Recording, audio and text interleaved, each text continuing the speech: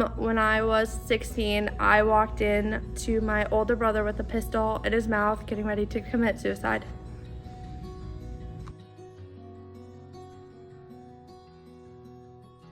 So you're just about 2 hours away from me, and I thought, oh my gosh, I have to go see him and hear his story in real life, not just on the internet.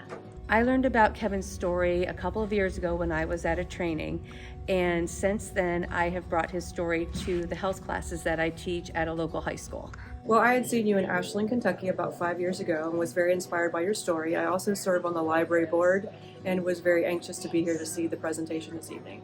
Human Services had sent an email out about Kevin Hines, and I was intrigued just to hear his story. I am the forensic mental health caseworker for Bradford and Sullivan County.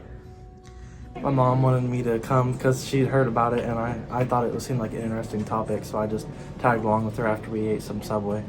Yeah, so we run a faith-based facility for women inpatient. It's for addiction, and we do mental health outpatient. We brought all of our ladies for their meeting tonight. Because you are amazing. Thank you really are. You're the reason why a lot of us are still here today. Oh, wow. Me being one of them, and it just, I'd make the trip 100 times over. And what frightens me as a DA is the notion that young people, teenagers, adolescents, who are already dealing with so many other issues that swirl around their lives, and with this force multiplier of the internet, which takes things like bullying not just from school, but carries it home for them, and they're further punished, and their brain further suffers, and they're going to look to things like suicide unless we have a force in the other direction to let them know that people care, to let them know that there are answers and that they are loved. I needed to see what was the story for the Kevin story, and I was just blown away.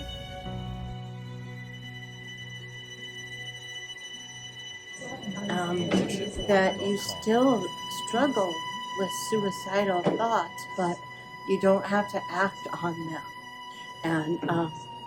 And it doesn't mean I'm doomed just because I have them. I thought it was really good. There was a lot of stuff I didn't know, especially about like the suicide with the Golden State Bridge, so I thought that was really interesting to hear. When people are upset, being able to reach out and ask them if they're okay, and sometimes I think as just individuals we don't want to get involved, and so it is our job to reach out to those people who are maybe sad and having a tough day and making sure they're okay. I thought it was really good. I've had a lot of mental health struggles in my life, so it was kind of relatable, and I've had friends who have too, and my dad and everything, so I thought it was really relatable, and I had a lot of good tips that you can use just to help people out. After the event, I'm just more motivated to be a better person. I'm more motivated to bring his message back to my health classes. We talk a lot about suicide prevention and mental health, and I just think that sharing Kevin's story and fulfilling his purpose of why he is still here on this earth is one of the most important stories you can share. I thought it was very inspirational. We deal with mental health on a daily basis. I've personally dealt with mental health. Being able to ask for help is a huge thing. I had to learn to do that in my life, and it's hard to do, like you said. So I think that is huge to let people know that it's okay to ask for help and to make sure to tell somebody when you need help. Really just to be there for people as much as you can, even if you don't know them, and just to reach out and even asking if they're okay can save their life. So now if I see anyone crying anywhere, I completely just reach out to them, even if they really don't want me to butt into their life, just to make sure they're okay. So if we're at the mall or we're out eating and I see someone crying, I always just ask them if they're okay and if they need anything. Really just to be there for people as much as you can, even if you don't know them, and just to reach out and even asking if they're okay can save their life, really. Why mental health is important, that nobody is alone in their lives. If you need someone to talk to, go ahead and reach that person. And one of the lessons that I took was that we are our brother's or our sister's keeper. And we're on this earth for a purpose, and the purpose is to give, not take, do good. And suicide and suicidal ideation is the most important place we can care and tell others. Let them hear that comment that Kevin wishes he heard on that bus. Are you okay? Can I help you? We have lost way too many people to suicide. People don't understand that they are not alone in this world. They feel like there's no one who cares about them, and that could not be more far from the truth. And the stigma that surrounds mental health, people are afraid to talk about it for fear that they will be looked down upon. That needs to go away. That needs to change so that people know that they are loved, they are needed, and that we need them tomorrow.